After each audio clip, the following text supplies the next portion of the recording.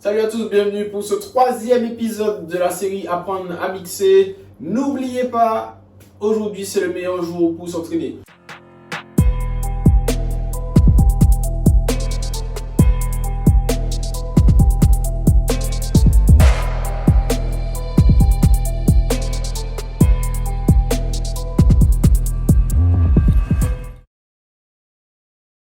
Alors dans cet épisode-là, je pense qu'on va passer un cap, on va passer un level. Aujourd'hui, on va parler du tone play, on va parler des clés, on va voir à quoi ça sert, à quoi ça correspond.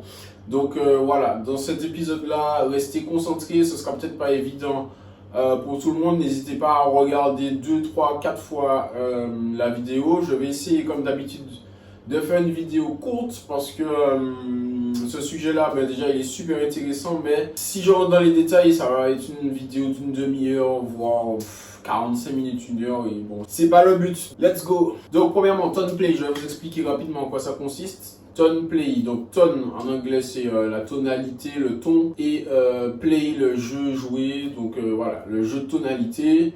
Mais moi je préfère dire le jeu de mélodie, jouer avec les mélodies, puisque en fait c'est ça le but, c'est de jouer avec les notes des mélodies. Donc le tone play, on va partir d'une mélodie A et on va essayer de modifier la position des notes pour pouvoir rejouer une mélodie B et créer une transition avec tout ça. Donc, première chose à faire, on va ici sous Serato dans la bibliothèque, on va aller dans tout. Vous allez ici cliquer sur clé, comme ça va ranger en fait tous vos sons par clé. Voilà, vous aurez toutes les clés. Les mêmes clés seront réunies, donc voilà, ça va de 1A à 12B, ouais, de 1A à 12B. Alors les clés, en fait, si vous voulez, c'est un système de notation. Alors la lettre A est utilisée pour toutes les gammes mineures et la lettre B pour toutes les gammes majeures. Donc voilà, à l'aide du chiffre et de la lettre, ça vous donne une indication en fait sur la note fondamentale de chaque morceau. En fait, la note fondamentale, c'est quoi? C'est la note la plus présente. Si c'est un sol, la note fondamentale, eh bien, vous aurez une notation qui va correspondre au sol. Donc voilà, je ne vais pas vous expliquer tout en détail pour chaque lettre, chaque chiffre. Voilà, comme je vous dis, ça va prendre énormément de temps. Donc voilà, si vous voulez vraiment savoir à quoi ça correspond, vous êtes curieux, n'hésitez pas à faire vos petites recherches. Voilà en ce qui concerne la clé. Alors cette technique, je ne l'ai pas inventée, elle ne vient pas de moi, je l'ai trouvée sur YouTube, sur la chaîne de DJ 69 Bits. Donc DJ 69 Bits, B-E-A-T-S, si vous voulez, après c'est en anglais. Et voilà, donc c'est un DJ polonais, champion de Red Bull Freestyle 2018, je dis pas de bêtises, un truc comme ça, bon en tout cas il est champion. Et donc voilà, super intéressant. Si vous voulez approfondir vos connaissances, n'hésitez pas à aller voir sa chaîne. Donc maintenant, pourquoi je vous ai parlé des clés? En fait, tout simplement, pour pouvoir faire des transitions en jouant sur les mélodies, en fait, il n'y a rien de plus simple que de prendre deux morceaux qui ont la même clé, c'est-à-dire qui ont la même note fondamentale. Logiquement, si elles ont la même note fondamentale, vous avez plus de chances de retrouver en fait les mêmes notes, même si elles ne sont pas dans le même ordre. J'espère que je vais bien me faire comprendre, même si les notes ne sont pas dans le même ordre, mais au moins vous aurez peut-être 2, 3, même plus de notes similaires dans les deux morceaux, puisqu'elles ont la même note fondamentale, la même note de base est présente dans les deux morceaux. Voilà, moi comment je fonctionne? Alors j'écoute un peu plein de morceaux de la même clé. Une fois que je trouve des mélodies avec lesquelles j'ai envie de travailler, je fais une petite crête, je vais vous montrer ça, voilà. J'ai fait des petites crêtes tone play avec le nom de la clé, tone play 11A, 7A, enfin, avec ceux que j'ai trouvés, par exemple ici. Et je regroupe toutes les mélodies, les sons qui m'ont plu, avec lesquels j'ai envie de travailler. Et à partir de cette crête-là, je vais commencer vraiment à trier les mélodies, à trier les notes. Donc, je vais vous montrer un exemple de tone play que j'ai déjà travaillé. Alors, comment ça se passe? Alors, on va commencer par travailler la mélodie B, c'est-à-dire la mélodie vers laquelle on veut aller. Et ensuite, on va travailler sur la mélodie A. Je vais vous montrer le tone play que j'ai travaillé sur le Bam Bam Rhythm. La mélodie du Bam Bam est vraiment top à travailler. Pourquoi? Parce que la mélodie tient sur une mesure. Si vous prêtez bien attention, c'est La mélodie tient sur une mesure, en fait, ce sont des boucles d'une mesure qui se répètent tout au long du morceau. On a peu de notes à trouver, je crois qu'il y en a 3, je vais vous montrer comment décortiquer tout ça. Je vais vous conseiller de travailler des mélodies, des morceaux où la mélodie est vraiment soit en intro, ou en tout cas une partie du morceau où la mélodie est seule. Déjà les 2 premières notes, si vous avez l'oreille musicale, on repère tout de suite que ce sont 2 mêmes notes. Donc c'est la même note qui se répète 2 fois. Bam, bam. Ensuite, on a... Donc ici pareil, on a 2 notes. Et les 2 notes sont jouées 2 fois, donc on a l'impression d'avoir 4 notes, mais en fait non, il n'y en a que 2. Donc si on récapitule, on a une première note, et ensuite 2 notes. Et voilà notre boucle mélodique.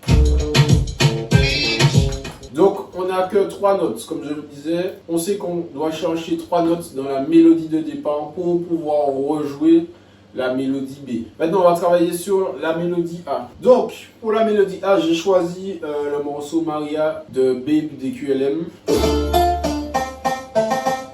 Hey, señorita!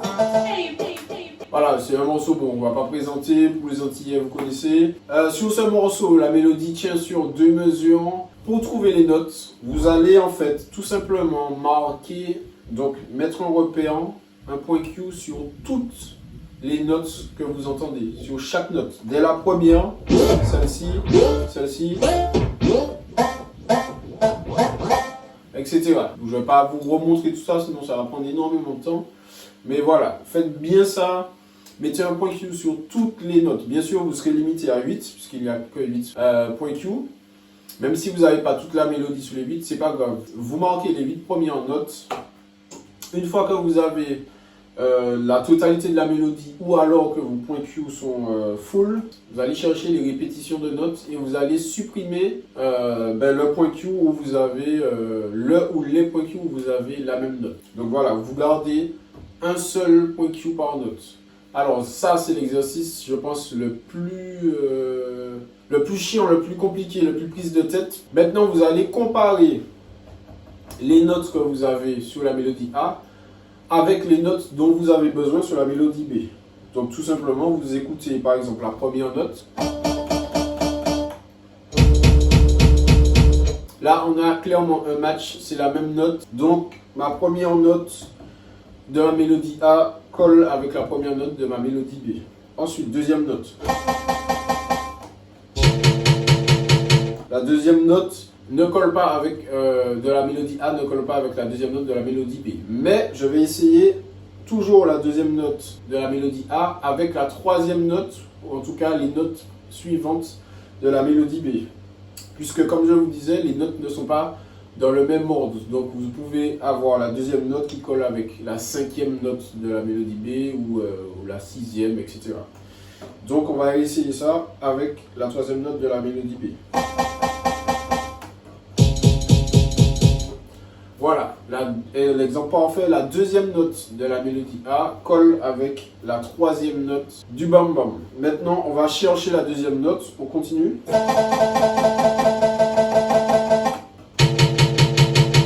On a trouvé la troisième note. Donc du coup, je récapitule. Première note avec la première note du bam bam. Troisième note de ma mélodie A avec la deuxième note du bam bam. Et ensuite, deuxième note de la mélodie A avec la troisième note du bam bam. Donc, après, une fois que vous enregistrez quelle note, dans quel ordre jouer les notes pour retrouver la mélodie B, voilà, il suffit de vous entraîner. Et puis après, ça va rentrer tout seul. Donc voilà, j'ai retrouvé ma mélodie. Maintenant, je vais vous montrer ce que ça donne, tout simplement. Hey, señorita! Hey, Blacky! J'aime quand tu taquines la dancehall sous la basse. Sakabaï, ça malade. Block it, the boom boom, c'est la base. Sakabaï, ça trop malade. Everything is. Hey, señorita!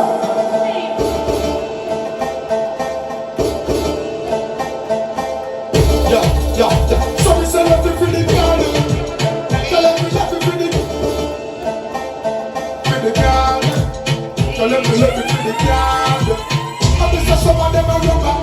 Donc voilà pour cette technique. Il existe d'autres méthodes, peut-être plus simples et compliquées à la fois, parce que bon, il vous faudra un clavier, notre logiciel, enfin voilà. Voilà pour cet épisode. Encore une fois, j'espère que tout ça vous sera bénéfique. J'espère que vous avez bien compris chaque étape de cette technique. Donc je récapitule, on a parlé tone play, je vous ai montré d'abord trier vos morceaux par clé, sélectionner les mélodies qui vous parlent, que vous voulez travailler, les mettre dans un dossier. Ensuite, vous travaillez la mélodie d'arrivée, donc la mélodie B, vous décomposez votre mélodie. Ensuite, vous allez chercher les notes dans la mélodie de départ. Très très important. Plutôt que de travailler la mélodie de départ pour aller vers une mélodie en fait inconnue, puisqu'on ne sait pas vraiment encore vers quelle mélodie on va trouver en fait. On ne sait pas quelle mélodie on va pouvoir trouver.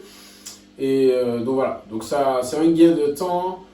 Et, en fonctionnant avec les clés, on est sûr à au moins 80% d'avoir les mêmes notes. Donc encore une fois, voilà, n'hésitez pas à aller sur la chaîne de DJ69Beats. Je le répète encore une fois, je n'ai rien inventé. Et voilà pour cet épisode. On se retrouve la semaine prochaine.